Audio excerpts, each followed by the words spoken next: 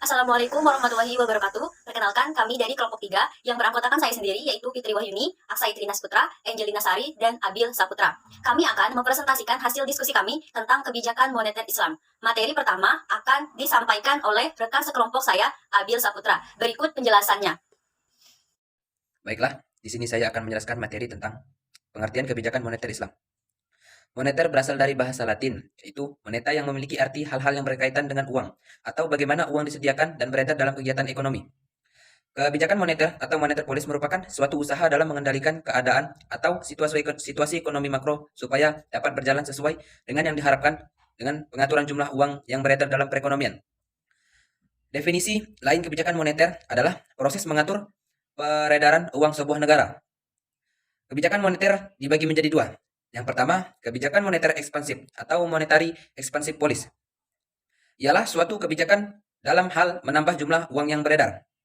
Yang kedua, kebijakan moneter kontraktif atau monetary contractive policy. Ialah suatu kebijakan dalam hal mengurangi jumlah uang yang beredar. Baiklah, materi selanjutnya akan disampaikan oleh rekan saya, Fitri Wahyuni.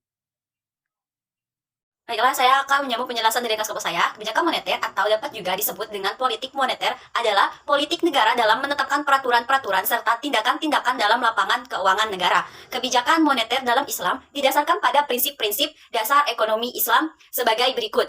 A. Kekuasaan paling tinggi merupakan milik Allah dan Allah lah pemilik absolut. B. Manusia merupakan pemimpin atau khalifah di bumi, akan tetapi bukan pemilik yang sebenarnya. C. Semua hal yang dimiliki dan didapatkan oleh manusia merupakan karena seizin Allah. Maka dari itu, saudara-saudaranya yang kurang beruntung mempunyai hak atas sebagian kekayaan yang dimiliki saudara-saudaranya yang lebih beruntung. D. Kekayaan tidak boleh ditumpuk atau ditimbun. E. Kekayaan harus berputar. Dan F. Menghilangkan perbedaan yang besar di antara individu dalam hal perekonomian, dapat menghilangkan konflik antar golongan. Dan G. Menetapkan kewajiban yang bersifat wajib dan sukarela untuk semua orang, termasuk untuk anggota masyarakat. Selanjutnya, yaitu kebijakan moneter Islam dan konvensional. Walaupun sama-sama kebijakan moneter, terdapat perbedaan besar antara kebijakan moneter Islam dan konvensional. Berikut kami jabarkan perbedaan keduanya. 1. Kebijakan moneter konvensional. Sistem moneter konvensional berasal dari teori permintaan uang yang dikemukakan oleh John Maynard Keynes pada tahun 1936. Menurut Keynes, permintaan uang didorong atas dasar motif untuk keperluan transaksi, menghadapi masa depan, dan untuk kebutuhan mencari penghasilan dengan cara membeli surat berharga atau obligasi. Berdasarkan prinsipnya, sistem moneter berusaha menciptakan kondisi makroekonomi yang melingkupi pertumbuhan ekonomi, terciptanya stabilitas harga, serta tingkat inflasi dapat dikendalikan. Salah satu cara untuk mengendalikan inflasi adalah dengan cara mengatur jumlah uang yang beredar, terutama base money atau uang kartal. Kebijakan moneter konvensional memiliki 3 instrumen dasar yang terdapat untuk bank sentral dalam melaksanakan kebijakan moneternya. Instrumen-instrumen dasar ini merupakan giro wajib minimum, tingkat diskonto, dan operasi pasar terbuka. Yang pertama yaitu A, giro wajib minimum. Bank memiliki peran esensial dalam memperantarai dana-dana dalam bentuk simpanan dari unit-unit ekonomi yang mempunyai akses dana menuju unit-unit yang memerlukan dana dalam bentuk pemberian pinjaman. Akan tetapi, bank disyaratkan menjaga porsi simpanan sebagai cadangan, yang mana hal itu tidak dapat dipinjamkan sebagaimana yang telah ditetapkan oleh Bank Sentral. Presentasi simpanan yang harus dijaga sebagai cadangan merupakan rasio giro wajib minimum atau required reserve ratio. B. Tingkat diskonto. Bank sentral bukan hanya melaksanakan fungsi regulasi dan kontrol moneter, tetapi juga memiliki fungsi sebagai bank untuk perantara keuangan. Sebagai bank bagi bank, Bank Sentral juga membentangkan pinjaman-pinjaman bagi bank-bank yang memerlukan dana. Suku bunga yang dikenakan oleh Bank Sentral untuk pinjamannya kepada bank lain disebut dengan tingkat diskonto atau discount rate. C. Operasi pasar terbuka. Pada dasarnya, operasi pasar terbuka atau open market operation adalah pertukaran aset-aset keuangan dan aset-aset moneter antara bank sentral dan komersial untuk pembelian di pasar terbuka. Bank sentral akan memberikan sekuritas publik dari bank-bank komersial. Selanjutnya, yaitu 2. Kebijakan moneter Islam. Dalam kebijakan moneter Islam, menurut Muhammad, secara garis besar pada dasarnya, kebijakan moneter Islam memiliki beberapa instrumen, antara lain yaitu A. Reserve ratio. Reserve ratio merupakan suatu persentase tertentu dari simpanan bank yang harus dipegang oleh bank sentral. Misalnya 5% apabila bank sentral ingin mengontrol jumlah uang yang beredar. Bisa menaikkan RR misalnya dari 5% menjadi 20%. Sehingga berdampak pada sisa uang yang terdapat pada komersial bank menjadi lebih sedikit. Begitupun sebaliknya. B. Moral suasion. Bank sentral mampu membujuk bank lainnya untuk meningkatkan permintaan kredit sebagai tanggung jawab mereka untuk ekonomi yang sedang mengalami depresi. Hal itu akan berdampak pada kredit dikucurkan, maka uang dapat dipompa ke dalam ekonomi. C. Lending ratio. Dalam ekonomi Islam tidak mengenal istilah lending atau meminjamkan. Dalam hal lending ratio bermakna kardul hasan atau pinjaman kebaikan. D. Refinance ratio. Refinance ratio merupakan sejumlah proporsi yang berasal dari pinjaman bebas bunga. Saat refinance ratio meningkat, pembiayaan yang akan diberikan meningkat. Sebaliknya, jika refinance ratio turun, bank komersial harus berhati-hati karena mereka tidak didorong untuk memberikan pinjaman. E. Profit sharing ratio.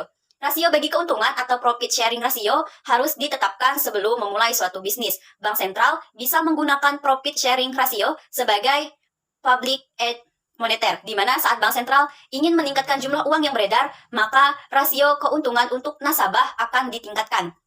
F. Islamic Sukuk. Islamic Sukuk merupakan obligasi pemerintah, di mana saat terjadi inflasi, pemerintah akan mengeluarkan sukuk lebih banyak yang akan membuat uang masuk ke bank sentral dan jumlah uang yang beredar akan tereduksi. Jadi, sukuk mempunyai kapasitas untuk menaikkan atau menurunkan jumlah uang yang beredar. G. Government Investment Certificate. Penjualan atau pembelian sertifikat bank sentral dalam kerangka komersial, dikenal dengan sebutan Treasury Bills. Instrumen ini dikeluarkan oleh Menteri Keuangan dan dijual oleh bank sentral kepada broker dalam jumlah yang besar, dalam jangka pendek dan berbunga, meskipun kecil. Treasury Bills ini tidak dapat diterima dalam Islam. Oleh sebab itu, sebagai gantinya, diterbitkan pemerintah dengan sistem bebas bunga yang dikenal dengan sebutan GIC atau Government Instrument Certificate. H. Reksadana syariah. Reksadana bersumber dari kata reksa yang memiliki arti jaga atau pelihara dan kata dana yang memiliki arti uang, sehingga reksadana bisa diartikan sebagai kumpulan uang yang dipelihara. Selanjutnya materi akan dijelaskan oleh rekan sekelompok saya, yaitu Angelina Sari. Baiklah, saya akan melanjutkan penjelasan rekan sekelompok saya yaitu Fitri Wahyuni mengenai instrumen kebijakan moneter Islam. Penjelasan mengenai instrumen kebijakan moneter dijelaskan berdasarkan 3 mazhab, yaitu A. Mazhab pertama atau Iqtisadun. Saat awal masa Islam, bisa dikatakan bahwa tidak dibutuhkan suatu kebijakan moneter disebabkan tidak adanya sistem perbankan dan minimnya penggunaan uang, sehingga tidak ada alasan yang memadai untuk melakukan perubahan-perubahan terhadap penawaran uang atau MS melalui kebijakan diskresioner. Selain itu, kredit tidak mempunyai peran dalam penciptaan uang. Hal itu sebabkan karena kredit hanya digunakan di antara para pedagang saja serta peraturan pemerintah mengenai surat peminjaman atau promissory notes dan instrumen negosiasi atau negotiable instrument dirancang sedemikian rupa sehingga tidak memungkinkan sistem kredit tersebut menciptakan uang. B. Mazhab kedua atau mainstream. Tujuan kebijakan moneter yang diberlakukan oleh pemerintah merupakan maksimisasi sumber daya atau resources yang ada supaya bisa dialokasikan pada kegiatan perekonomian yang produktif. Di dalam Al-Quran telah jelas bahwa kita semua dilarang melakukan penimbunan uang atau money hoarding yang pada akhirnya akan menyebabkan uang tersebut tidak memberikan manfaat terhadap peningkatan kesejahteraan masyarakat secara keseluruhan. Kekayaan yang haram tersebut akan menyebabkan sumber dana yang pada awalnya bersifat produktif menjadi tidak produktif. Maka dari itu mazhab kedua ini merancang sebuah instrumen kebijakan yang ditujukan untuk memengaruhi besar kecilnya permintaan uang atau MD supaya dapat dialokasikan kepada peningkatan produktivitas perekonomian secara keseluruhan. C. Mazhab ketiga atau alternatif. Sistem moneter yang dianjurkan oleh mazhab ketiga ini merupakan syuratik proses, yaitu suatu kebijakan yang diambil oleh otoritas moneter adalah berdasarkan musyawarah sebelumnya dengan publik real. Jadi kebijakan yang ditempuh yang dituangkan dalam instrumen moneter adalah integrasi dan penyesuaian antara publik moneter dan real. Menurut Capra, mekanisme kebijakan moneter yang sesuai dengan ajaran Islam harus mencakup 6 elemen, yaitu 1. Statutory reserve requirement. Bank-bank komersil harus mempunyai cadangan wajib dalam jumlah tertentu di bank sentral. Statutory reserve requirements membantu memberikan jaminan atas deposit serta sekaligus membantu penyediaan likuiditas yang memadai bagi bank. Sebaliknya, bank sentral harus mengganti biaya yang dikeluarkan untuk memobilisasi dana yang dikeluarkan oleh bank-bank komersial ini. 2. Credit guidelines atau pembatasan kredit. Kebijakan menetapkan batas kredit yang dapat dilakukan oleh bank-bank komersil untuk memberikan jaminan bahwa menciptakan kredit sesuai dengan target moneter dan menciptakan kompetisi yang sehat dan baik antar bank komersial.